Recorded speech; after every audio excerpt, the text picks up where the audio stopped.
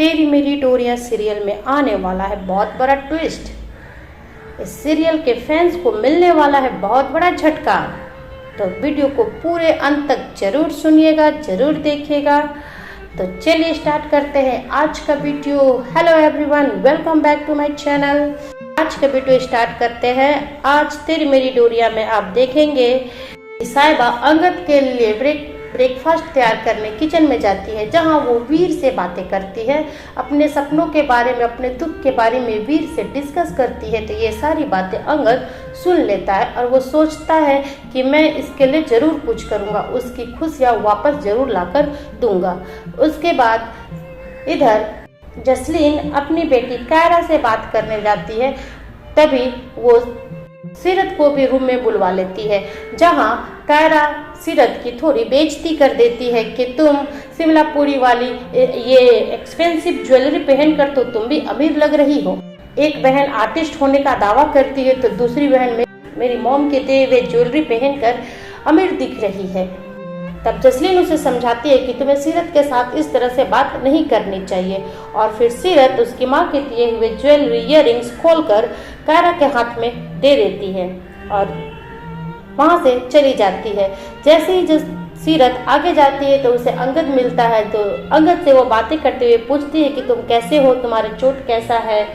उतने में जसलीन आ जाती है, अंगद और सीरत को बातें करते हुए देखती है और सोचती है कि सीरत अंगद से क्या बातें कर रही है। फिर जसलीन जाकर अंगद से सिफारिश करती है कि गैरी को भी बिजनेस में इन्वॉल्व करो, तभी तो वो कुछ सीखेगा, उसको एक मौका दो, उसे माफ कर दो।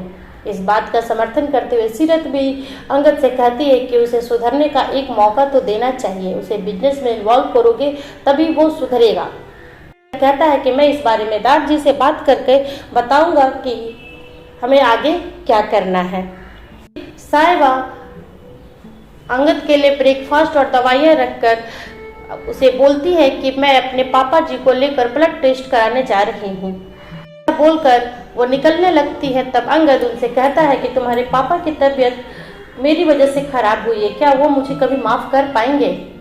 तब साहिबा उसे कहती है कि तुम इस बात की चिंता मत करो, थोड़ी दिनों के बाद तुम ये माफी सब भूल जाओगे।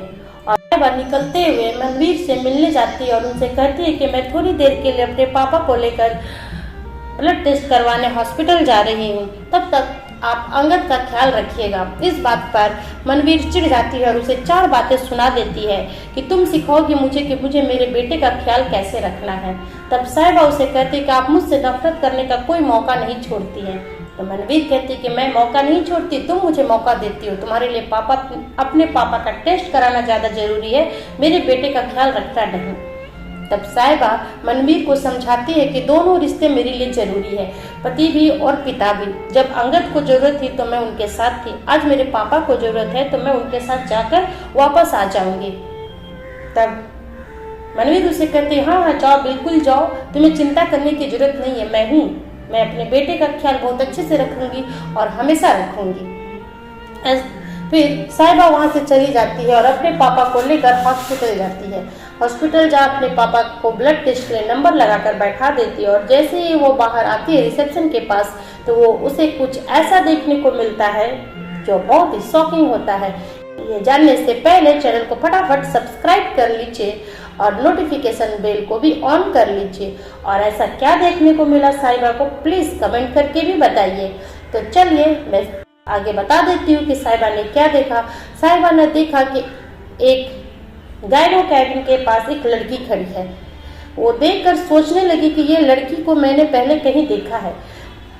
पीछे से देख साहिबा उसे पहचान नहीं पा रही थी। फिर वो धीरे धीरे उसके पास जाती है तो देखती है कि वो लड़की कोई और नहीं, वो तो क्यारा ही है। लगाना झटका आप सबको भी, तो फटाफट एक लाइक कर दीजिए।